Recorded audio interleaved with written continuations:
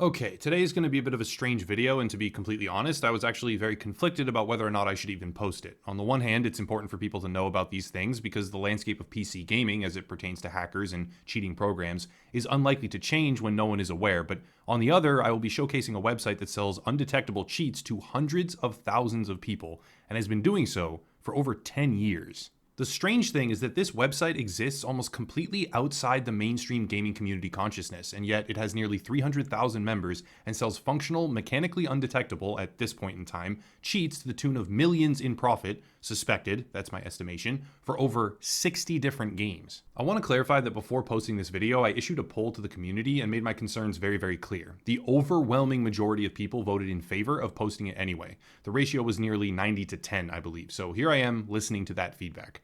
I also want to add that this is not an insignificant operation. Just 4 months ago, the BBC reported that a joint Chinese authority task force in partnership with Tencent, the gaming conglomerate, took down the largest video game cheats website to date in history, which has accrued something like $76 million in its lifespan. Artificial Aiming, the website I am discussing today, might very well be of that same caliber and size. All of this starts with a source. Deep inside Artificial Aiming, a source decided to come forward and basically push me towards the website as a possible video topic. They had approached a couple of other creators as well, I believe, but it never really went anywhere. Their motivation was exposure, and since they were able to provide me with significantly more technical information than I would have been able to uncover alone, I agreed to take a look. Here's the site, Artificial Aiming. The funny thing is, this website, despite having almost 300,000 members and 60 active games, over 60 actually, with daily forum and purchase activity continuing unabated, is almost completely invisible post-2012. Why might that be? I have absolutely no idea. I can't find any major media publications covering it. I can't find even the slightest acknowledgement by developers or publishers that it exists at all. I can't find a single thing about this website, even though it is an easily searchable forum, indexed by Google with solid SEO and traffic hooks on top of that, plus the fact that they have an actual support department, a team of staff, and, again, beating a dead horse here, nearly 300,000 members. Oh, and they have a Facebook page, a Twitter page, and other social media pages where they blatantly post about what it is they do and exactly what it is they sell. Now, more recently, for the later months of 2020 and the early half of 2021 at least, it appears that the top leadership for the website is significantly less active. But that does not change the fact that the cheats are still operational for over 60 multiplayer titles while payments are processed and cheat packets dispersed. As an interesting side note on their short-lived podcast, 3 of the hackers behind this website came out with a detailed analysis on why Shroud is, in their words, not mine, very obviously cheating, end quote. And they discussed how easy it would be to contract a team like them for stream-proof, undetectable mechanical hacks in games like Apex Legends, a game they sell active cheats for, and I've seen footage of them, they are currently undetectable, to this very day. With him playing Apex, and he snapped on some guy, like, very easily, and then with him realizing that he snapped, he corrected himself. It happened several times, and then as soon as he does that cheat, and when he realizes his mistake, he starts playing differently. His posture, the way he plays is a bit different. He feels like he got caught doing a snap, so he's playing a bit more safer, you could say, and it happens very frequently as a cheater. Yeah, there's a lot of people who claim, he just flicks, or yeah, he's got a good fucking on setup, he's got this and that. But let's be honest, when you see, 180 flip around and aim on somebody and insta kill him within like a second, like all that, it's not really possible. I understand if he hits the first shot, but then the we'll see another thing, one of the clips I saw of him in Apex Legends where he's lighting someone up as they're ziplining up straight up one of those balloons. The way he locked in, the way his mouse followed him up, leading the target, and the way it almost bounced a little is identical to the one I use, and the way that it'll bounce when leading that target. Yeah, I saw that clip too. Yeah, I tried that, like playing it legit, and you can get a few shots, but he perfectly aligns it with the zip line and gets all the shots. Kind of like ruler next to his fucking mouse. And, oh, okay, I'm just gonna do some geometry real quick, maybe. But yeah, it's kind of dodgy. Here's where it gets a bit more technical. Easy Anti-Cheat, Vanguard, BattleEye, etc., the most common anti-cheat services in major video games right now, they are all useless because the cheats from artificial aiming have ring 0 access to your PC and use that to create a ghost copy of your operating system, which scrambles hardware IP and also injects right into the anti-cheat program as it runs, compromising the software. I've received a much more detailed analysis about how the PatchGuard driver of the cheat software compromises almost all known anti-cheat systems in existence, but the important factor is that the ring 0 access given to this program is capable of breaching the existing countermeasures in what is effectively an undetectable way.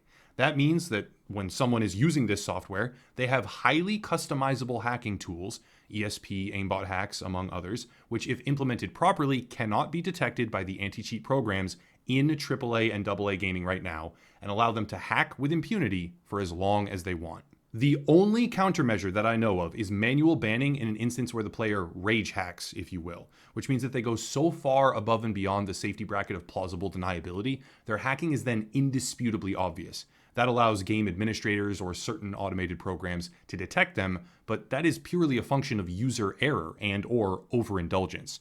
The cheats themselves are effectively mechanically undetectable. While researching, my source showed me that a previously unupdated copy of Apex Legends, and this is not the only game, but it was one of them, could be opened, then allowed to update, and he had not updated this in a very long time, and he had absolutely no concern whatsoever that there would be a patch or a hotfix or anything of the sort capable of breaking the functionality of these cheats. And he had no concern whatsoever that his account would be banned. Like, literally none. He could hack the game without remorse as much as he wanted and face zero consequences. So establishing that this is a paid hacking forum with cheats for over 60 major titles, earning most likely tens of millions of dollars over its lifespan in the process, that can, and does, also sell a hardware IP scrambling service through their software, which circumvents the most powerful anti-cheat countermeasure in existence right now that I know of, why is it so obviously searchable but so puzzlingly low profile? One of the only instances where the website crosses a more mainstream radar sweep, kind of, is in 2012, where PlanetSide 2 developer Sony Online Entertainment, later renamed to Daybreak Studios, had a direct head-to-head confrontation with the website through their CEO, John Smedley. John Smedley was, shall we say, rather aggressive when it came to hackers in the community. Aside from going above and beyond to find them and force them to apologize publicly in certain situations, he also leveled personal threats about going to the home address of the leader for artificial aiming, and, well, there were threats involved, let's put it that way.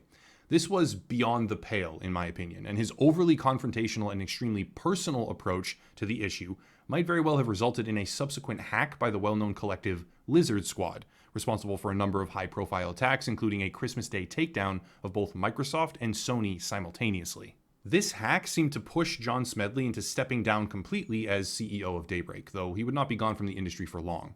For our purposes right now, though, that's inconsequential, other than to highlight that there may in fact be a connection between Lizard Squad and artificial aiming. I'm not sure on specifics, but what I did find pointed to the possibility that one of the leadership at the website could also be a Lizard Squad member. And this might be a tenuous connection at best, which explains why Daybreak was targeted so specifically in the aftermath of Smedley's tirade against hackers in the ecosystem, but I'm not sure. That might be entirely incorrect. It's a fair bit of speculation based on loose affiliations or connections, but it's an incredibly interesting topic to me, so I thought I would throw it out there. There were also archived Reddit threads where some users claim that the real reason artificial aiming stopped selling PlanetSide 2 hacks, contrary to their official stance that the game was dead and they therefore could not justify continuing the service, was because this direct aggression ramped up security from Sony Online Entertainment. I'm not an expert, I can't tell either way, but when so many other games are able to be breached with ease, it seems a bit unlikely that the resulting removal of PlanetSide 2 hacks from the website in 2012 had anything to do with technical ability, and probably had more to do with relative aggression coming from the developers. Lending credence to this, one of their current hacking packages is aimed at Anthem, and is set to be discontinued, I believe, owing to the fact that the game is completely dead and no longer worth supporting. How many games right now have a hacker problem? Think about that. How many major PvP titles are plagued by scenarios where it feels like every single match has a cheater and every single gunfight is possibly compromised? How many games are grappling with this problem actively every day but seem to have no luck or success? The answer is too many. Anti-cheat services are being rendered null and void because they get compromised at a foundational level. Sites like Artificial Aiming are making a fortune selling these cheats to players, and those players can even circumvent hardware IP bans with an additional fee. On July 5th of 2021, very recently, a new undetectable console hack was discovered and ousted on Twitter by a group called Anti-Cheat Police Department. The new hack used machine learning and AI programming to provide auto-aim on console and was touted, in their promotional trailer at least, as a first-in-the-world, any-platform undetectable hack. That might be news for Xbox and PlayStation, but currently undetectable hacks have been dominating the PC market for quite some time. This new machine learning auto-aim was promptly deleted completely soon after it was made public, with a statement appearing in its place that claimed the author got a letter from Activision Blizzard and never intended to do anything illegal. So at their request, and this really does stink of a legal battle or some sort of threat being issued, a cease and desist, they obviously found this guy and pressured him. So at their request, it was being taken down. Everything got purged. The entire website and Discord server have been actively deleted, and that was the end of this new undetectable cheating program. Obviously, there will be flaws in any program. What little I could find pertaining to artificial aiming at all post-2012 came from competing hacker websites or forums, one of which, sethyaz.com, had a lengthy thread about how AA were scammers and thieves. It's hard to judge responses like that on my part, at least, seeing as the most prominent feedback for any group or company will almost always skew negative. Someone who has a fine, mediocre, or passable experience will not be motivated to go vocalize that online, which leads to the most obvious and dominant feedback, usually trending towards those with something passionate to say, which is then almost always negative. Even so, just checking back after a 24-hour period in the span of one day researching this topic, over 300 new users signed up for the website.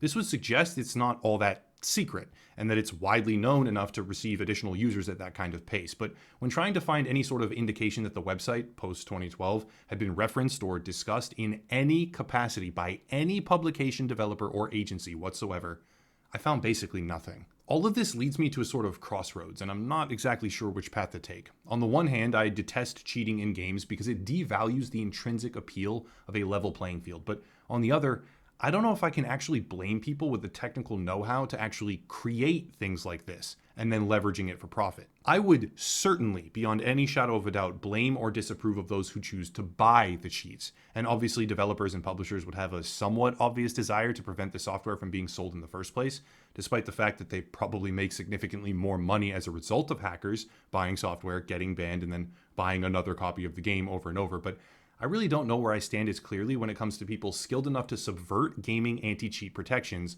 and then leveraging that for personal gain. In my opinion, a lot of the responsibility for protecting player experience falls on the developer. However, as so many gaming communities get overrun by hackers and cheaters, thereby utterly destroying the experience for anyone playing legitimately as they multiply, and they are very prolific, it becomes important to showcase why that's happening, where it comes from, and how the process works. Also, I'm not really outing anyone. The pseudonyms for leadership on the website, Harui and Helios, are not tied to any real-world identity that I could find. Even if they were, there's no way that I would say it publicly ever.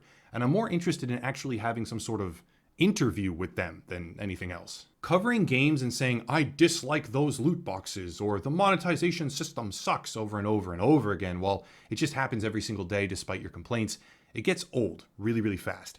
I don't see the appeal as much anymore. I'll still call that stuff out when it's necessary, absolutely, of course, but I am so much more intrigued by the questions of why. For instance, I am considering an attempt at interviewing the hacker John Yu, who has basically destroyed the Titanfall franchise. It might be risky for me to do, at least personally. It's a whole new bracket of coverage with a whole different brand of people, but it's so much more interesting than YouTuber drama or whining about SJWs on Twitter, and I did my fair share of that, rest assured, but I never felt good about it after. Digging into the more unknown aspects of gaming, talking with people who have wild or intricate stories to tell, interviewing those who actually deeply impact the space around them, that seems like it will be intellectually stimulating. Covering things that not as many other creators do, that's what I find to be appealing now, and this felt like a step in the right direction. Through the process for this, all of it, I gained access to the actual software, the programs, the launcher, login credentials, all sorts of different things. It's an area I need to become significantly more well-versed in during the near future, and it's highly intriguing to me, but that's where I drew the line and decided, no, I should not be posting the actual code for their cheats publicly to 500,000 YouTube subscribers, even though there's built-in countermeasures and there's a system in place and security that they have. So it's not like I could just give it to everyone for free. Not that I would even want to, because that would destroy the economy, the player ecosystem, etc., etc. It's like a really complicated and murky topic, to say the very least. But I decided no, posting their code, their actual code for the cheats publicly to nearly 500,000 people was not the right answer. I'm not trying to make enemies like that. I'm trying to report on things that people will watch and find to be interesting. Artificial Aiming is a puzzlingly resilient website. For over a decade, it has operated with a massive list of what appear to be sophisticated and very obviously functional cheats, some of which were shown in the background of this very video. I did not gather this footage myself. It was provided to me by a source within the community, and I have blurred all necessary information to protect their identity, which I will always do for sources coming to me with stories. That just seems like the logical and only option if I'm going to go down this road. The website requires subscription payments to access their content. They provide, and not small payments at that. They provide streamer-safe cheat programs that obfuscate anything incriminating so that streamers as well are able to participate the same way as any other paying gamer.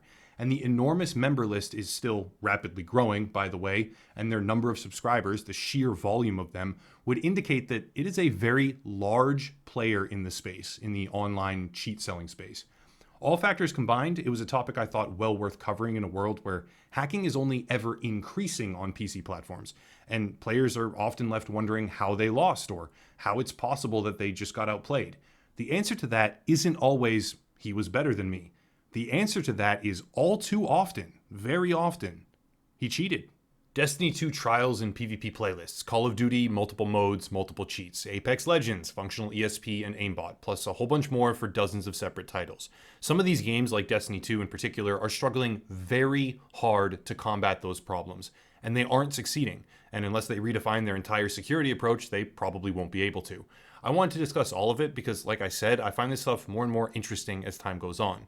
Who knows, in a tug of war that looks like one side is decidedly winning right now, maybe it will shift back to a more reasonable balance in the near future. That's it. If you want support, there are links down below. You can subscribe on Odyssey, which is a YouTube platform alternative. You can give me $5 a month on locals and get completely ad-free versions of all the videos. You can subscribe to another gaming YouTuber as well, linked down below, or you can buy merch and a few other things too, but I'll cut it there and stop rambling. As always, thank you all for watching, and have a nice night.